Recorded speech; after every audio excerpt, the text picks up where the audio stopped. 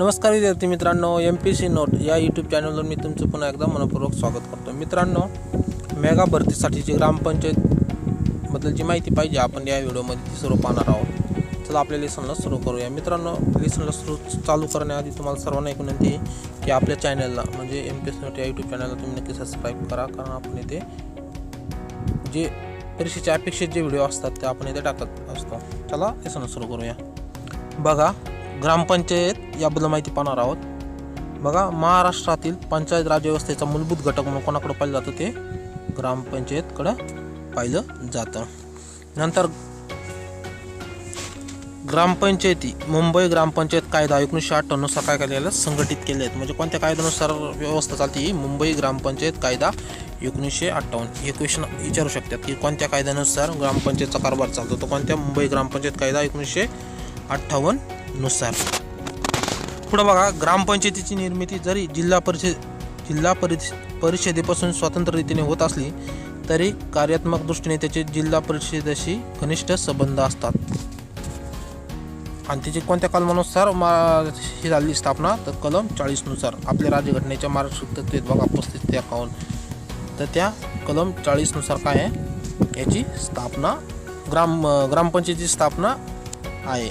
म्हणून काय मुंबई ग्रामपंचायतचा कायदा तयार केला आणि त्यानुसार काय केलं, म्हणजे कोणत्या ठिकाणी पण खेड्यामध्ये ग्रामपंचायत अस्तित्वात असते। पुढे बघा, सरपंच, उपसरपंच, ग्रामसेवक यांच्या मदतीने काय होतं, खेडेगावाचा कारभार पाहिला जातो। सरपंच, उपसरपंच, ग्रामसेवक याद्वारे काय खेड्याचा कारभार पाहिला जातो। त्याच्यानंतर पंचायत राजचा सर्वात खालचा पण महत्त्वाच्या टप्प्यास ग्रामपंचायत असे म्हणतात। पंचायत राज बघा, महाराष्ट्रात 3 याच्याने ZP, नंतर पंचायत समिती आणि खाली ग्रामपंचायत असे 3। काही ठिकाणी 2 मध्य प्रदेश वगैरे या राज्यामध्ये काय आहे 2 स्तरीय पंचायत राज व्यवस्था आहे, पण महाराष्ट्रात कशी त्रिस्तरीय आहे, जे बलवंतराव मेहतानुसार आहे। पुढे बघा, ग्रामपंचायतीचा कारभार महाराष्ट्रात लागू असणारा मुंबई ग्रामपंचायत कायदा 1958 कोणत्या कलमाद्वारे चालतो, 5 नुसार ही व्यवस्था चालते या कायद्याच्या। नंतर बघा 7वा, नवीन ग्रामपंचायत स्थापना करण्याचा अधिकार कोणाला आहे, विभागीय आयुक्त। बघा, हा क्वेश्चन पडू शकतो किंवा विचारू शकतात ग्रामपंचायतमध्ये की नवीन ग्रामपंचायत कोणत्या ठिकाणी स्थापन करायचे असेल तर हा कोणाला अधिकार आहे, हे विभागीय आयुक्त, ॲडिशनल कमिशनरना अधिकार आहे। ह्याच्यातले महत्त्वाचे बघा पॉईंट तुम्हाला वरवले, कोणत्या कायद्यानुसार व्यवस्था चालते मुंबई ग्रामपंचायत कायदा 1958 तुम्हाला देण्यात आलं, आणि कलम 40 नुसार काय आहे ग्रामपंचायत स्थापनाचा तरतूद आहे, जी मार्गदर्शक तत्वामध्ये हे पण आहे। आणि कोणत्या कलम, तर कलम 5 नुसार जे मुंबई ग्रामपंचायत कायदा आहे त्याच्यानुसार काय आहे आपल्याला ग्रामपंचायतीचा कारभार हा चालतो। आणि नवीन ग्रामपंचायत स्थापन करण्याचा अधिकार कोणाला आहे, विभागीय आयुक्त। त्याच्यामुळे हे सर्वच पॉईंट खूप महत्त्वाचे आहे मित्रांनो। पुढे बघा, 8व्या नंबरचा, ग्रामपंचायत निर्मितीसाठी किमान 600 लोकसंख्या पाहिजे, हे लक्षात ठेवा। आणि डोंगरी भागात किती पाहिजे, 300 लोकसंख्या।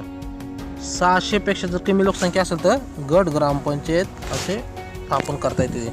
म्हणजे तुम्हाला ग्रामपंचायत जर स्थापन करायची असेल तर तिथे किती लोकसंख्या पाहिजे, कमीत कमी 600 लोकसंख्या पाहिजे। आणि डोंगरी जर भाग असेल तर तिथे किती पाहिजे, 300 लोकसंख्या पाहिजे। पुढे बघा, ग्रामपंचायतीत किमान 7 बस कमाल 17 सदस्य असतात, त्यांना पंच म्हणतात। म्हणजे सदस्य असतात बघा 7 ते 17 या दरम्यानच ग्रामपंचायत सदस्य असतात, याच्यापेक्षा जास्त नसतात।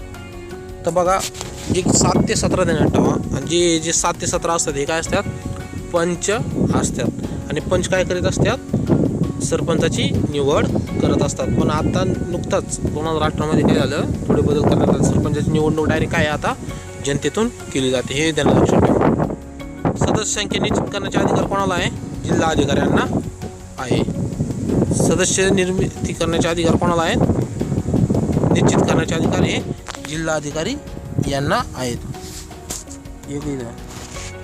पुढे बघा, ग्रामपंचायतीच्या एकूण सदस्याच्या 50% जागा महिला व 27% इतर मागासवर्गीय यांना राखीव आहेत, हे लक्षात ठेवा। किती ग्रामपंचायती एकूण जागा जे 50 बघा, क्वेश्चन विचारू शकतात की जी ग्रामपंचायत किंवा जी आपण म्हणतो ग्रामस्तर आहे बघा, त्यामध्ये किती टक्के आरक्षण आहे महिलांना आहे, तर किती आहे पंचायत राजमध्ये, तर ते किती आहे 50% महिलांना राखीव आहे। आणि त्यापैकी आणि 27% काय आहे OBC साठी ह्या राखीव आहेत। NT SC याच्यासाठी ही तरतूद, NT किंवा जे विविध कास्ट आहे तर त्यांना ही तरतूद नाही, फक्त 3 याच्यामध्ये SC ST आणि OBC यामध्ये वर्गीकरण केलेलं आहे याच्यासाठी. आणि महिला पुढं बघा, अनुसूचित जाती जमातीसाठी जागा लोकसंख्येच्या प्रमाणात राखीव आहेत. जर 50% लोकसंख्या जर जास्त असेल ना तर काय केलं जातं, तिथे कॅन्डिडेट हा SC किंवा STचा निवडला जातो. जर SCची लोकसंख्या जास्त असेल, जर पुण्यासारख्या समजा जिल्हा आहे तर तिथं काय केलं जातं, SCचाच कॅन्डिडेट उभा केला जातो. समजा गावात लोकसंख्या जर जास्त असेल SCची तर SCचाच कॅन्डिडेट उभा केला जातो, आणि STची जर लोकसंख्या जास्त असेल तर STचा कॅन्डिडेट हा उभा केला जातो सरपंचाला. पुढं बघा 13 पॉईंट, वाढ व प्रभाव जिल्हाधिकारी पाडतो. तर तहसीलदार हे काय करत असतो बघा, जाहीर करीत असतो. आपण जे बघा इलेक्शन ग्रामपंचायत लागलं, तुम्हाला बऱ्याच जणांना माहीत असेल की वॉर्ड हे पाडले जातात, आणि हे कोण जाहीर करतं तर हे तहसीलदार जाहीर करत असतो. पण वॉर्ड व प्रभाव कोण पाडायचं काम करतं, पण जिल्हाधिकारी. आणि जिल्हाधिकारीचं काम कोण हे करतं तर तहसीलदार हे करीत असतात. पुढं बघा, ग्रामपंचायतीची एकूण कामे किती आहेत, त्यांना किती ग्रामपंचायतीला एकूण 29 विषय आहेत बघा मित्रांनो. किती आहेत, 29 विषय आहेत. त्याच्यापैकी पहिलं बघा, गावात रस्ते बांधणे, स्वच्छता ठेवणे आणि रस्त्याची दुरुस्ती करणे हे महत्त्वाचं काम आहे. गावातील दिवाबत्तीची सोय करणे, नंतर जन्म मृत्यू व वयाची नोंद ठेवणे, नंतर पिण्याची व सांडपाण्याची सोय करणे हे महत्त्वाचं काम आहे. नंतर वर्षातून 4 वेळा ग्रामसभा बोलवून तिच्यासमोर कामाचा अहवाल सादर करणे, या गावाच्या विकासाबद्दल योजना ठेवणे हे महत्त्वाचं काम आहे. त्यापैकी तुम्हाला माहिती 26 जानेवारी, 1 मे, 15 ऑगस्ट आणि महात्मा गांधी हे 4 सभा होणं खूप महत्त्वाचं आहे, किंवा याच तारखेला ते जास्तीत जास्त केलं जातं. पुढे बघा, शेती विकासाचा व पशुधन सुधारण्याची योजना अंमलात आणणे हे महत्त्वाचं काम आहे. गावचा बाजार, जत्रा, उत्सव, उरूस यांची व्यवस्था करणे हे सर्वांना माहीत असेल की हे काम त्याचं आहे. याशिवाय ग्रंथालय उघडणे, चालवणे, क्रीडांगण उघडून त्यांचे व्यवस्थापन करणे अशी ऐच्छिक कामे सुद्धा ग्रामपंचायत करते. 29 विषयापैकी आहेत. त्यापैकी पुढे बघा, ग्रामपंचायतीचे बैठका म्हणजे किती बैठका होत्यात तर त्याबद्दल आपण पाहणार आहोत. बघा, गणसंख्या किती पाहिजे तर एकूण लोकसंख्येचे किती 110 सदस्य उपस्थित असणे गरजेचे आहे. ग्रामपंचायतीच्या बैठका होत्यात बघा, तुम्हाला आता सांगितलं किती बैठका होत्यात ग्रामपंचायतीच्या तर 4. ग्रामसभेच्या 4 होत्यात, ग्रामपंचायतीच्या काय असं काही हे नाही. तर पुढे बघा, गणसंख्या किती आहे, एकूण लोकसंख्येची किती पाहिजे तिथं 110 लोकसंख्या उपस्थित असणे गरजेचे आहे.